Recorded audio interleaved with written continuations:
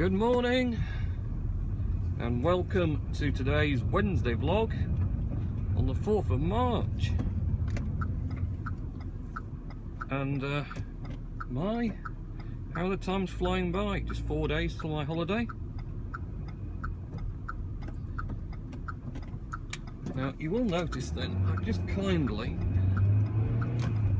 let those people across and I've noticed I'm doing something a little bit strange. I don't know if it's strange or not actually, but I've kind of started using this this force push gesture to move them across. So it's just kind of like scoop them up from this side and go, poof, get across there. Or maybe I'm just watching too much Star Wars. I want to give it up. Subject to Star Wars, we watched, well, me and my little lad watched the season finale of the Star Wars Rebels cartoon series, which was fantastic actually. It was really good, full of action and little surprises and things, so we'll be looking forward to when the next season comes out, which will probably be back near Christmas again now, unfortunately. A bit of a wait, but yep, really enjoyed all that.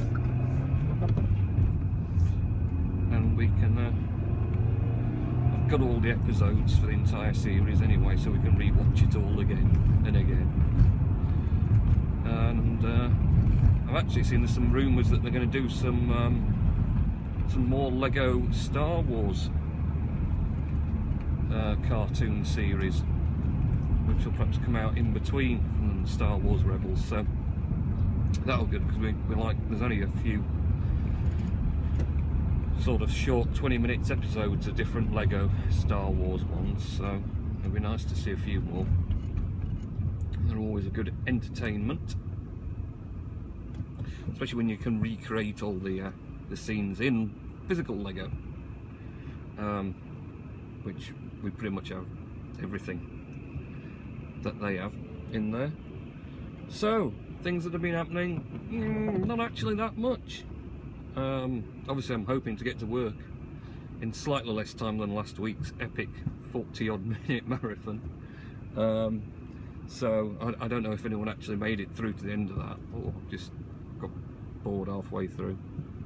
Of course, what you could do is treat it like a podcast and not look at what's going on, and instead just listen to me ranting on instead, which should be fair enough. Do need to do a shout out to NH Tech, who funnily enough did a review of the exact SJ-M cam that I'm using for the driving footage, the sports cam, which was really good. But also, he mentioned something that was really useful to me, about it being compatible with the GoPro accessories. Because funnily enough, all the pulling the camera in and out of its clip on the dashboard, so I've got a stuck down clip on the dashboard, and then obviously when I'm parked up anywhere I don't want to leave it sat there on display, because as you know, anything on display in a car is like a glowing target for getting your window bashed through, whatever it may be. So so I always sort of disconnect it and then reconnect it in. All that activity, it has two little plastic prongs that sort of hold it in place, a bit like that. And yeah, basically one of the prongs snapped on one of the two mounts that came in the bundle with it, so I had to go to the reserve one. And of course I thought, well, this is going to be not so great if we go away on holiday and the clip snaps on that one and then I've got nothing to hold it up with. So so NH Tech said that, thought great.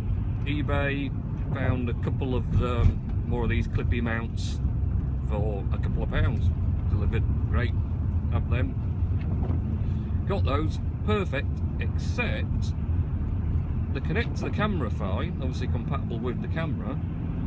Don't connect with the mount that's stuck to the dashboard.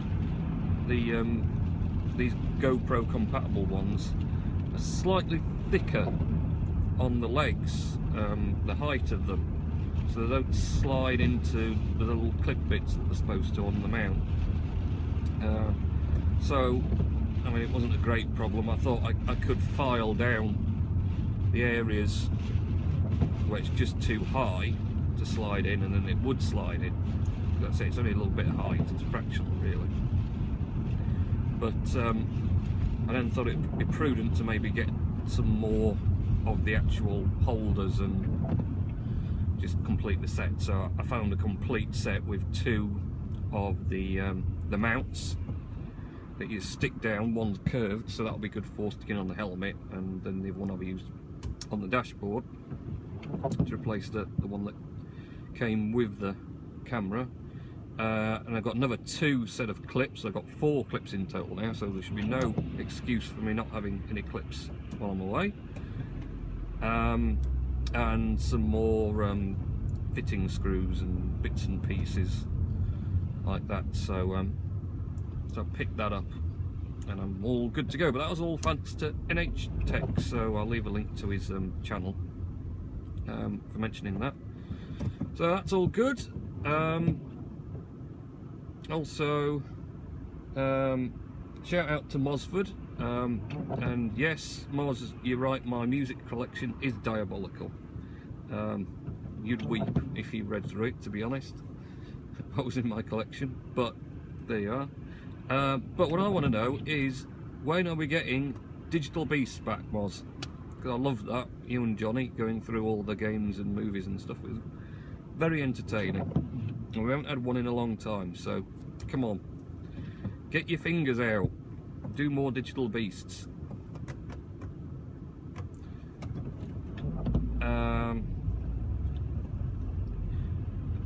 Obviously, big shout out to Dale Sutherland as well, at Dale Suds, who's somehow plugged me into a VisBox TV thing. Not quite sure what happens. A horrible feeling it means I pop up on various television shops' windows displays around the country, just randomly. That'd be a bit scary, wouldn't it? If just me appeared in the TV shop window. It'd put everyone a write-off buying a telly, that's for sure. So yes, thanks Dale for plugging me into the VisBox TV malarkey.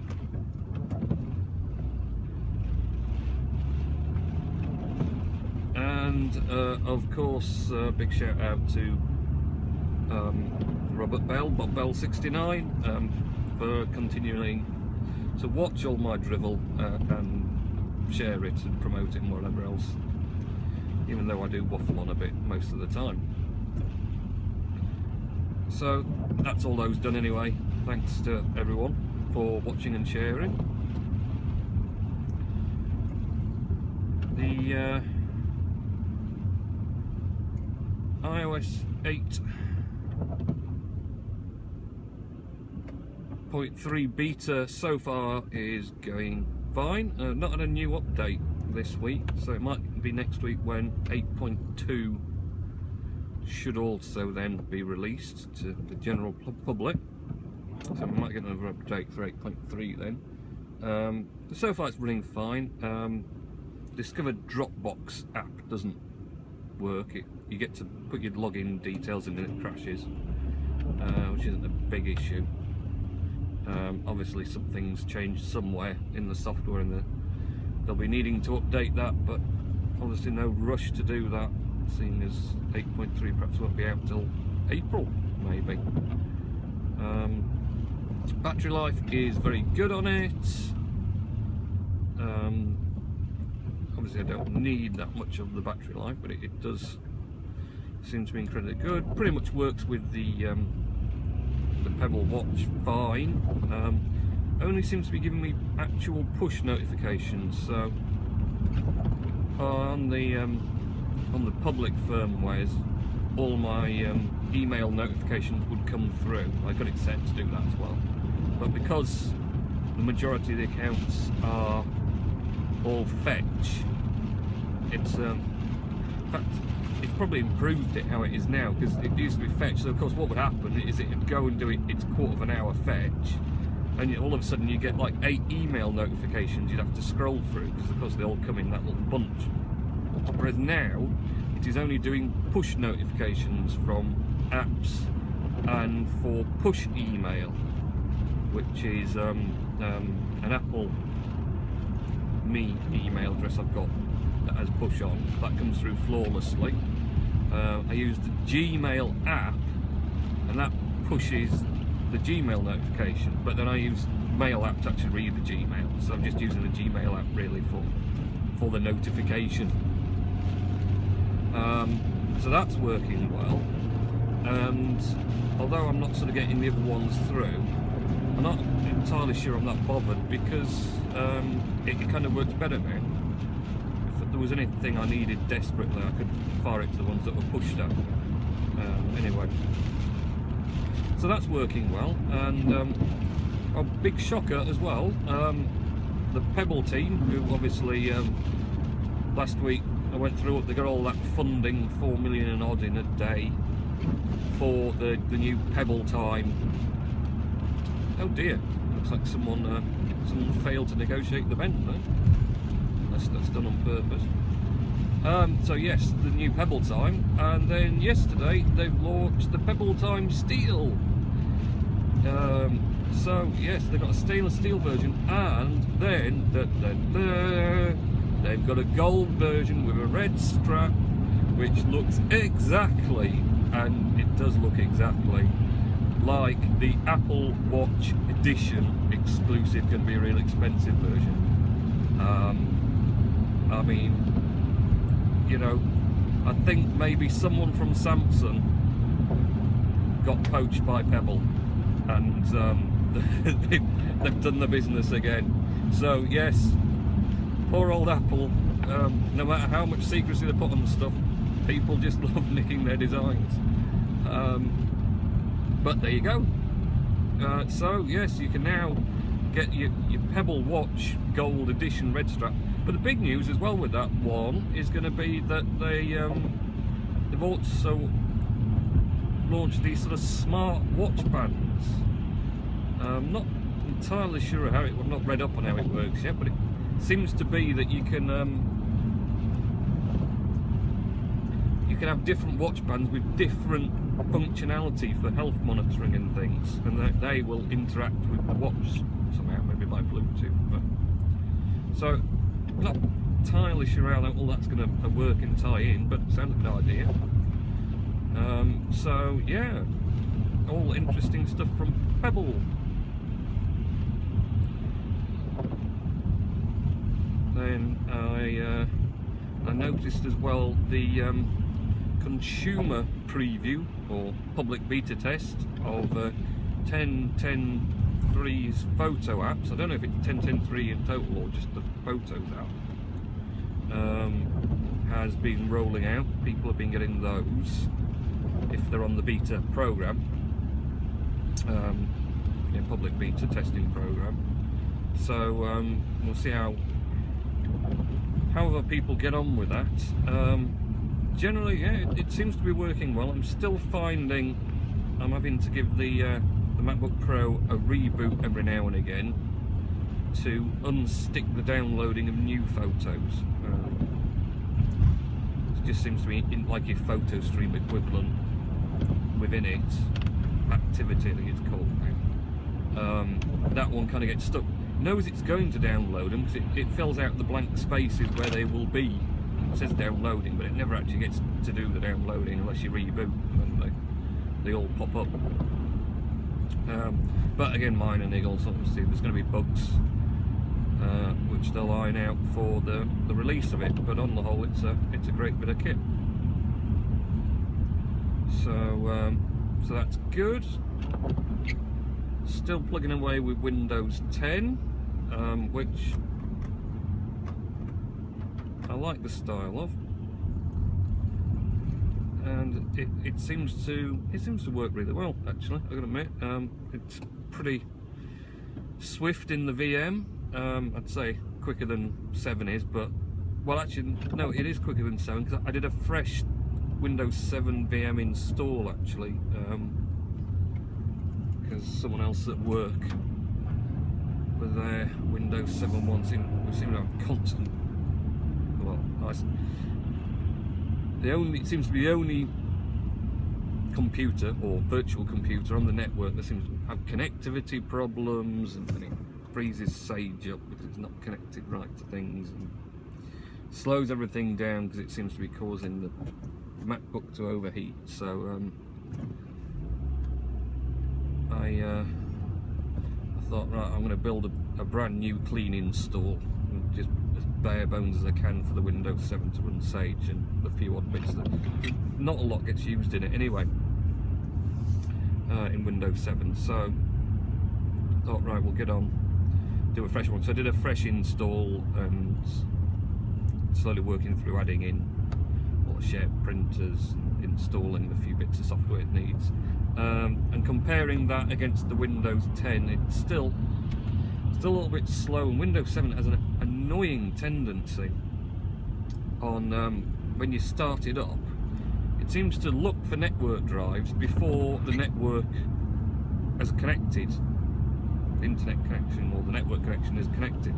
So therefore it says it can't detect the network drives because it can't find them because it hasn't connected to the network first. Now, what I thought it would be a basic bit of programming that do the looking for the network after the network is connected. You know, it should be in the row of things to do when you're booting. Surely the last thing to do after everything else is booted is look for your network drives, not have it just right at the start when you've not connected to anything. So a bit annoying really, that for me.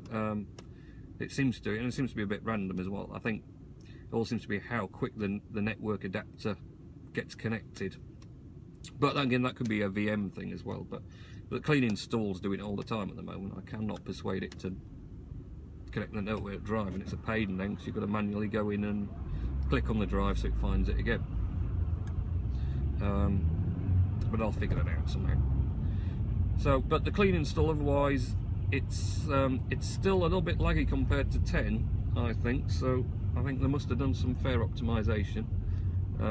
Maybe all that flat graphics design doesn't need as much power to work.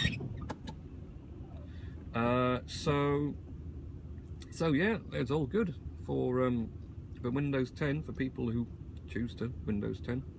And like I say, I'm sure it's still going to be a really good experience on touchscreen devices as well. Be very enjoyable. So 4 days till I head off for a week in Chamonix. Always a bit pensive about doing that because it means I've got to leave work for a week. Well, physically leave work. Virtually I'll be in every day on one of the remote logins, seeing what happens, and I've got some invoices for stuff that no one else has access to because I don't like giving people too much access to too many things. Keep yourself essential to the business, that's my theory. So I will be doing some things while I'm away, and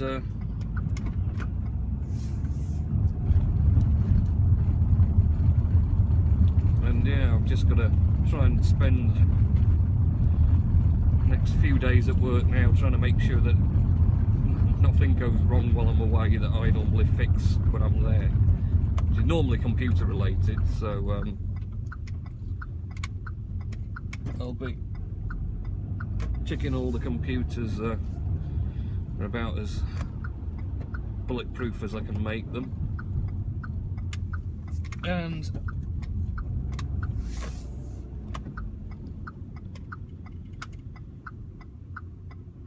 make sure there's no loose ends that I haven't finished for anyone, and yeah, just generally get stuff sorted out so while I'm away I can enjoy being away without someone ringing up every 5 minutes going, ah, not working. Right, I'm here. Very good. Well, that's a bit quicker than last week, isn't it? Great. Okay, have a good day.